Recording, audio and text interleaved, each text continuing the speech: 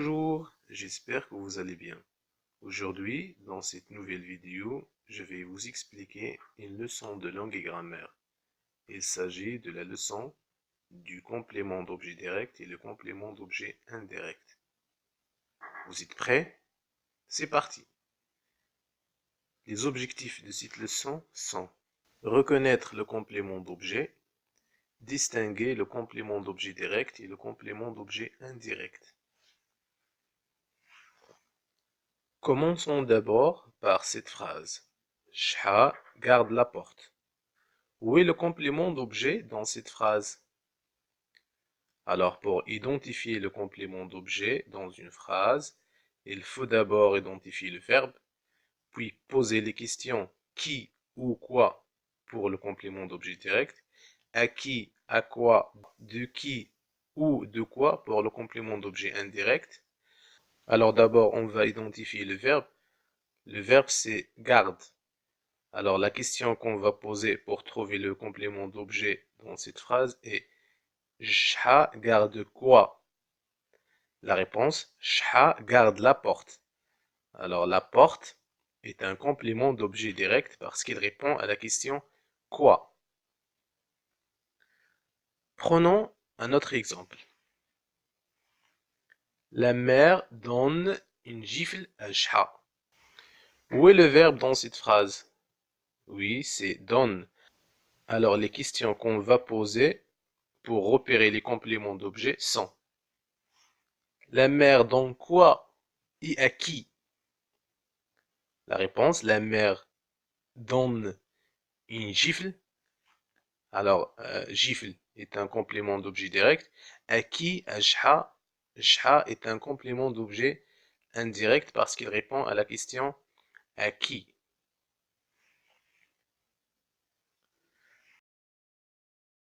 Prenons maintenant le texte de la page 33.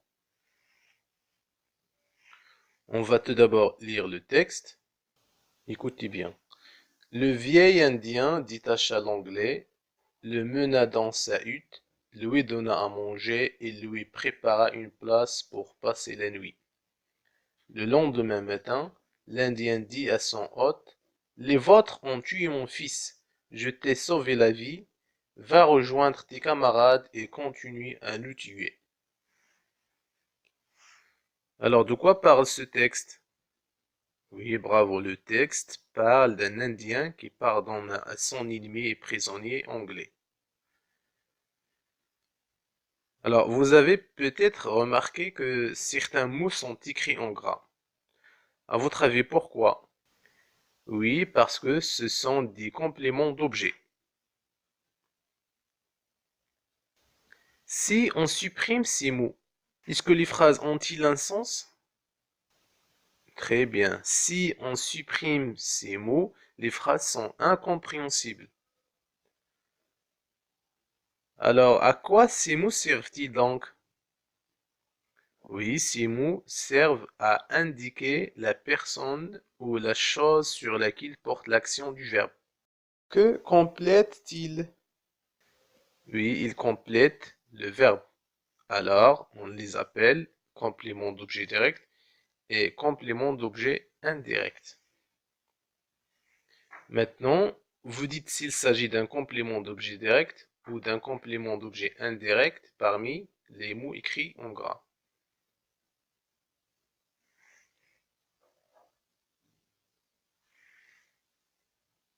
Ça y est, on corrige.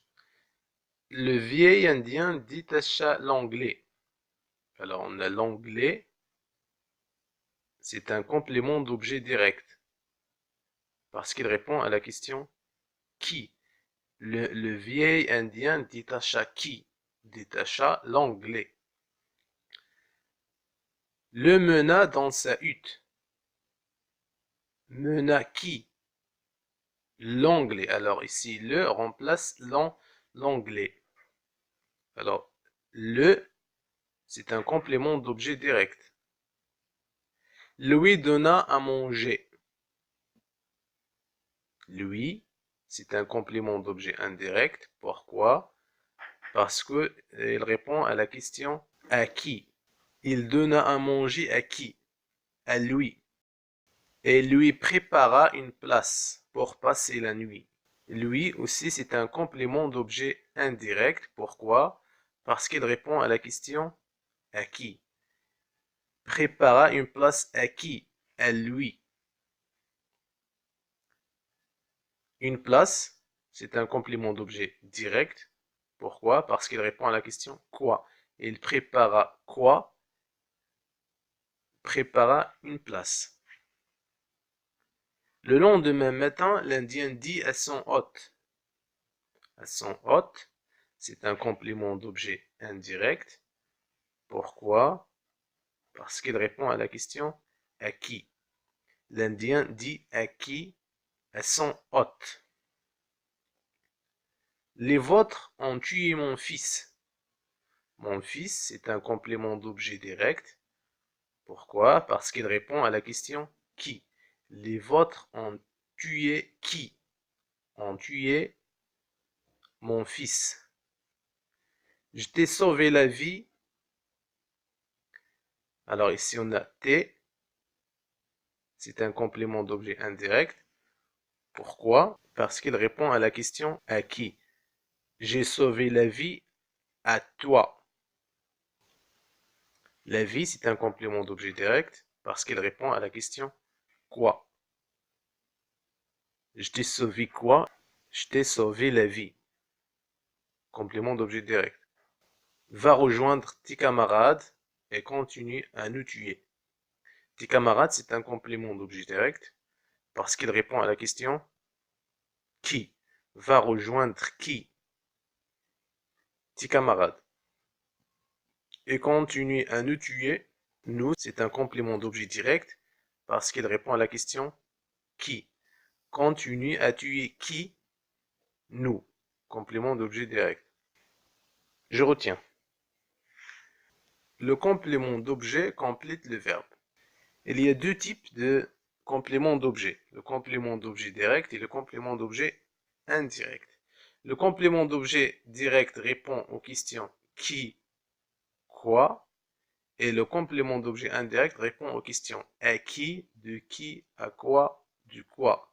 Le complément d'objet indirect commence par une préposition.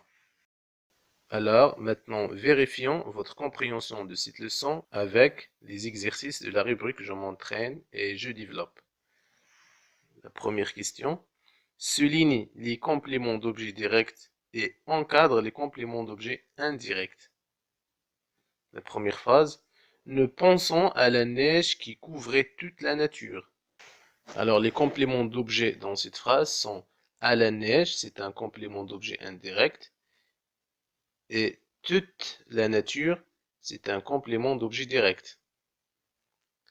Deuxième phrase, elle s'étend de cette froideur qui paralyse sa tendresse. Dans cette phrase, on a de cette froideur, c'est un complément d'objet indirect, et sa tendresse, c'est un complément d'objet direct. Troisième phrase, Karima apporte une tisane à sa mère. Une tisane, c'est un complément d'objet direct. À sa mère, c'est un complément d'objet indirect. Le prisonnier déshabille le gardien, met ses habits et s'évade. Dans cette phrase, on a deux compléments d'objet direct. Le gardien et ses habits. La quatrième phrase, Jamel écrit une lettre à son oncle.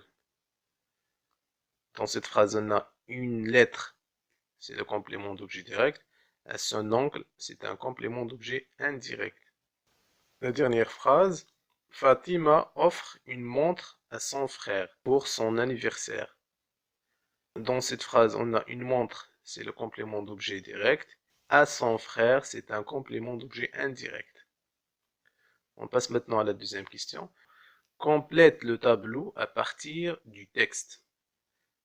Alors, dans ce tableau, on a le sujet, le verbe, le complément d'objet direct et le complément d'objet indirect. Commençons d'abord par la première phrase. Un matin, le petit chien rencontre sous son nez une odeur savoureuse. Le sujet de cette phrase est le petit chien. Le verbe est rencontra. Le complément d'objet direct, une odeur saveureuse. Deuxième phrase. Tous ses poils se hérissaient. Le sujet c'est tous ses poils. Verbe se hérisser. Troisième phrase. Un invisible fil odorant le poussait à chercher. Le sujet c'est un invisible fil odorant.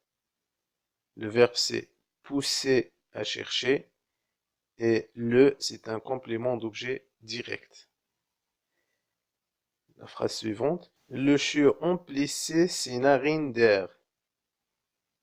Le sujet c'est le chiot. Verbe emplissait. Complément d'objet direct c'est narines. D'air c'est complément d'objet indirect. Au bout du fil invisible, la proie inconnue provoquait son instinct naissant. Le sujet de cette phrase est la proie inconnue. Le verbe provoquer. Son instinct naissant est le complément d'objet direct. On passe maintenant à la dernière question. Construis des phrases comprenant un complément d'objet direct, puis un complément d'objet indirect, et enfin un complément d'objet direct et un complément d'objet indirect. Pour répondre à cette question, je vous propose les exemples suivants.